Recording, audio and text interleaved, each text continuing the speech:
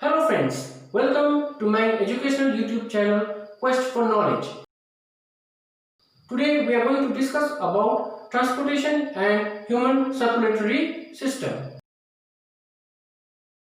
We all know that plants and animals, including human beings, they have specialized organs and tissues for various functions like digestion and respiration. However, the digested food materials and the gases have to be transported from one part of the body to another, for which the transportation of these materials are necessary. In human beings, the transportation of materials is carried out by circulatory system. Transportation in human beings is necessary for transporting materials like food and gases as well as waste materials from one part of the body to another. In human beings, transportation is carried out by the circulatory system. Circulatory system comprises of two systems, that is blood vascular system and lymphatic system. Blood vascular system comprises of the blood vessels, namely arteries, veins and capillaries and the heart. Whereas lymphatic system comprises of the lymph vessels and lymph nodes. Let us now begin our discussion on blood vascular system. Blood vascular system comprises of the blood.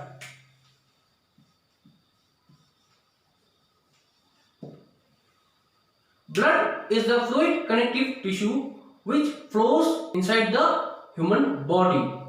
Now let us try to see some important facts about the human blood. Human blood is red in color due to the presence of the pigment hemoglobin. The volume of the human blood is about 6 liters in adults. Talking about the composition of the blood contains blood plasma, which is the liquid part of the blood, and blood corpuscles.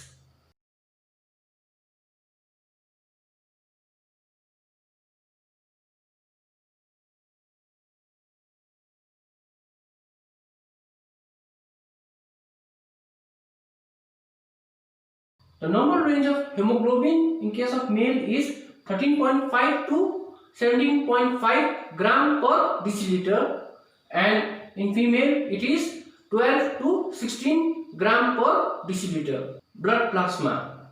Blood plasma is the liquid part of the blood without blood corpuscles. Blood plasma contains plasma proteins like albumin, globulin, fibrinogen and antibodies. It also contains salts of sodium and potassium chloride and bicarbonates. It also contains food substances like glucose, amino acids, fats, and it also contains hormones and digested and waste excretory products. Blood corpuscles. Blood corpuscles are of three types: red blood corpuscles or erythrocytes, white blood corpuscles or leukocytes, and blood platelets or thrombocytes. Red blood corpuscles or erythrocytes are minute circular biconcave discs and they do not have nucleus. They are red in color due to the presence of the pigment hemoglobin. Hemoglobin present in the red blood cells helps in the transport of oxygen. White blood corpuscles or leukocytes are large nucleated colorless cells and they are more in number than erythrocytes. White blood corpuscles are of different types, namely monocyte, lymphocyte, neutrophil, eosinophil, basophil and macrophage. The white blood corpuscles like eosinophils, neutrophils and monocytes, they engulf the bacteria and other disease-causing organisms by phagocytosis. The lymphocytes produce antibodies against the invading antigens and protects us from diseases. Blood platelets. Blood platelets are rounded, colorless, biconvex and non-nucleated blood cells. Blood platelets helps in clotting of the blood. Now let us discuss some of the functions of the blood. Transport of oxygen. The red blood corpuscles of the blood contains the pigment hemoglobin, which combines with the oxygen to form oxyhemoglobin and is transported to various parts of the body for cellular respiration. Transport of carbon dioxide. Carbon dioxide produced as a result of cellular respiration is transported by the blood to the lungs, from where it is removed from the body.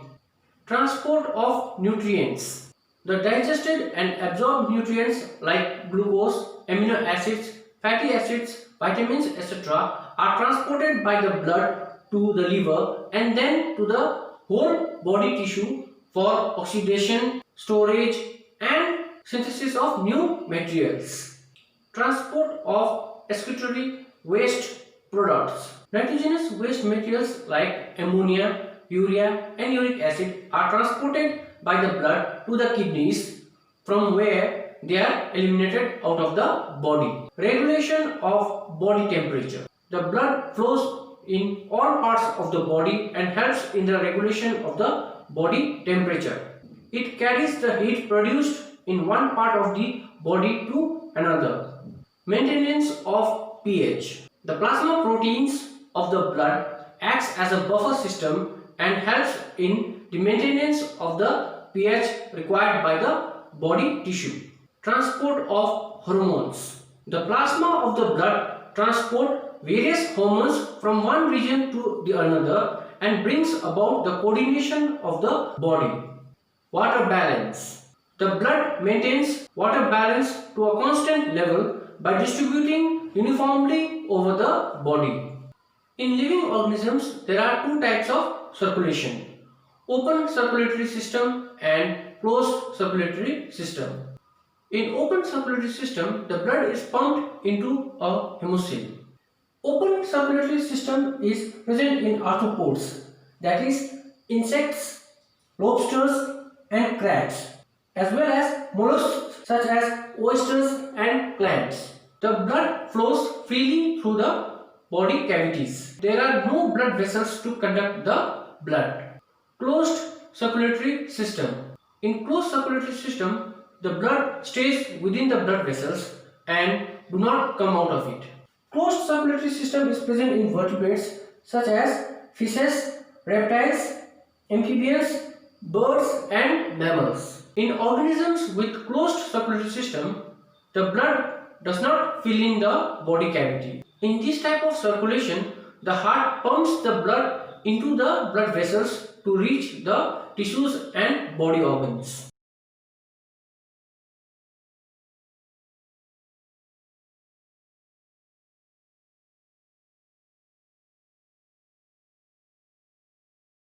Blood vessels. Blood vessels are basically of three types: arteries, veins and capillaries. Arteries.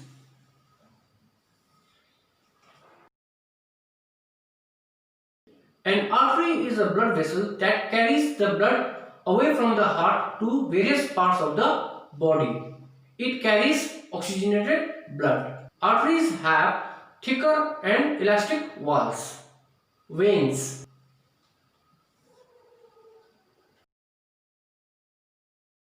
A vein is a blood vessel that brings back the deoxygenated blood from various regions of the body to the heart. Capillaries.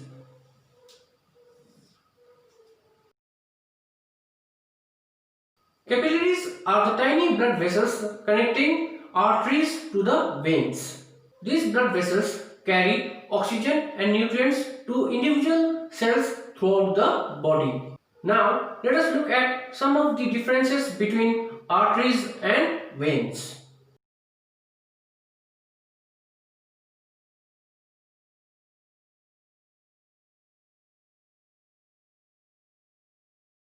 Moving ahead now, let us discuss about the pumping organ of the body, the heart.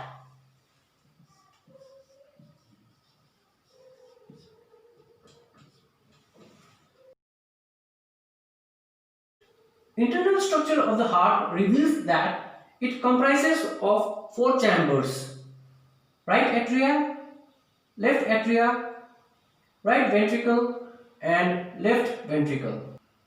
Right atria and left atria is separated by atrial septum, and ventricular septum separates the right and the left ventricle. Now let us see how the circulation is brought about by the heart. The deoxygenated blood from the anterior region of the body is brought to the heart by the superior vena cava, whereas from the posterior region of the body it is brought by the inferior vena cava.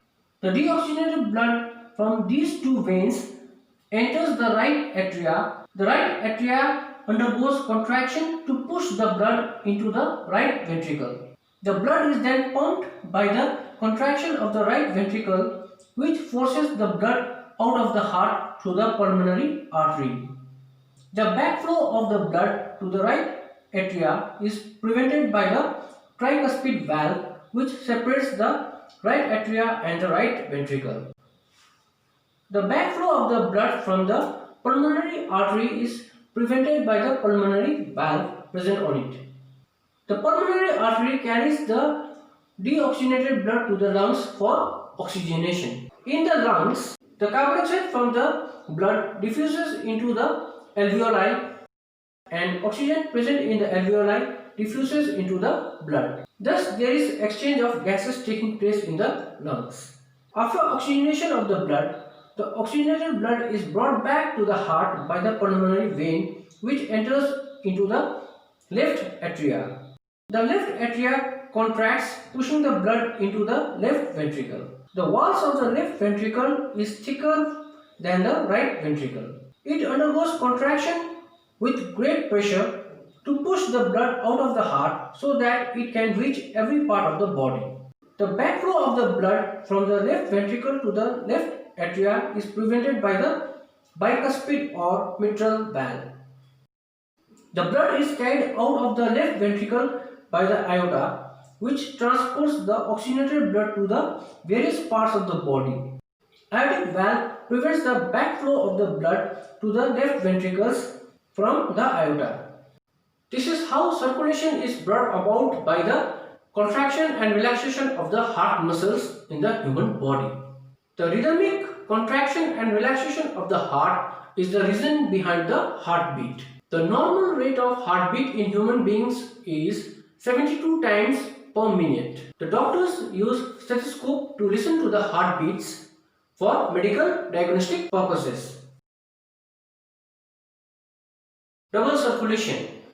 In man, the blood passes through the heart twice in one complete cycle. Therefore, the circulatory system in human beings is known as double circulation. It involves two circulations: pulmonary circulation and systemic circulation. The pulmonary circulation involves the right side of the heart. It begins in the right ventricle, which pumps the deoxygenated blood into the pulmonary artery, which carries the blood to the lungs. Here, there is exchange of gases. After the exchange of gases, the oxygenated blood is brought back to the heart through the pulmonary vein. The systemic circulation involves the left side of the heart. The left ventricle pumps the oxygenated blood into the aorta, which supplies the oxygenated blood to the various body parts. The oxygenated blood is supplied through the arterioles, which further divides into blood capillaries. In the tissues, after the cellular respiration, the deoxygenated blood is collected by the blood capillaries, which joins to form venules. These venules they further join to form vena cava, which brings back the deoxygenated blood to the heart. So here you see that in one complete cycle, the blood is passing through the heart twice. Therefore, it is referred as double circulation. Now, let us look at the heart of different vertebrates. Fishes, they have two-chambered heart, one atrium and one ventricle. Therefore, the blood passes through the heart once in one cycle. In reptiles and amphibians, they have three-chambered heart. They have two atria and one ventricle. However, the crocodiles, they have four-chambered heart. In birds and mammals, they have four-chambered heart. They have two atria and two ventricles. Since the four chambers of the heart present in the birds and mammals are separated from each other, there is no mixing of oxygenated and deoxygenated blood. This allows more oxygen to be supplied by the blood to the tissues. This helps in constant use of energy for maintaining the body temperature. On the other hand, the reptiles and amphibians, they have three-chambered heart. Therefore, they have to tolerate the mixing of oxygenated and deoxygenated blood. Blood pressure. The ventricular walls of the heart undergoes contraction in order to push the blood out of it, which makes the blood to exert the pressure on the walls of the blood vessel. This pressure is known as the blood pressure. Blood pressure is much greater in arteries than veins. Systolic pressure. The pressure of the blood inside the artery during the contraction of the ventricles is known as systolic pressure.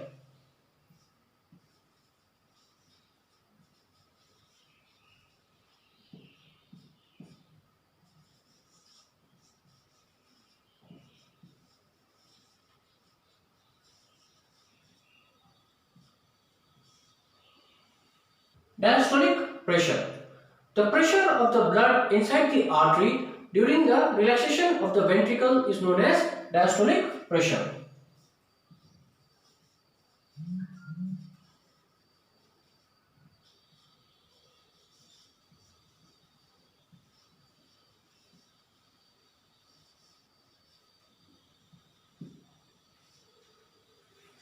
The normal systolic pressure is 120 mm of mercury and the normal diastolic pressure is 80 mm of mercury. Therefore, the normal blood pressure is written as 120 by 80 mm of mercury. The blood pressure is measured by the instrument known as sphygmomanometer. High blood pressure or hypertension can rupture the artery and cause internal bleeding. Low blood pressure is known as hypotension. Now let us discuss about lymphatic system. Lymphatic system comprises of tissue fluid or lymph vessels and lymph nodes or glands. Lymph or tissue fluid is a colorless fluid which contains lymphocytes which fights against the infection. It flows only in one direction, that is from tissue to the heart. The lymph drains or pours into the lymphatic capillaries. Lymphatic capillaries. Lymphatic capillaries are thin-walled capillaries which forms a network in every organ except nervous system. The lymphatic capillaries join to form the lymphatic vessels in which the lymph flows. The lymph vessels finally open into larger veins. Lymph nodes or lymph glands. These are oval or kidney shaped, situated in the lymph vessels, and they usually occur in groups. They contain lymphocytes and phagocytes. Functions of lymphatic system. Lymph carries digested and absorbed fats from the intestine and drain excess fluid from the extracellular spaces back into the blood. The lymph nodes contain lymphocytes which kills the disease causing germs and protects the body.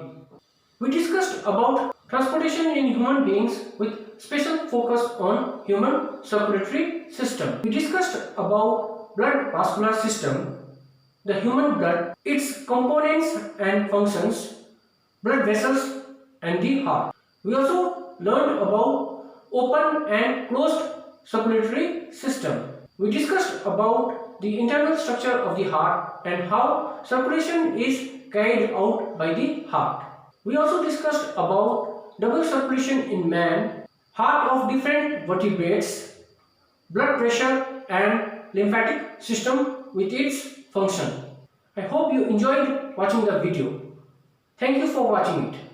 Don't forget to hit the like button and subscribe to my channel.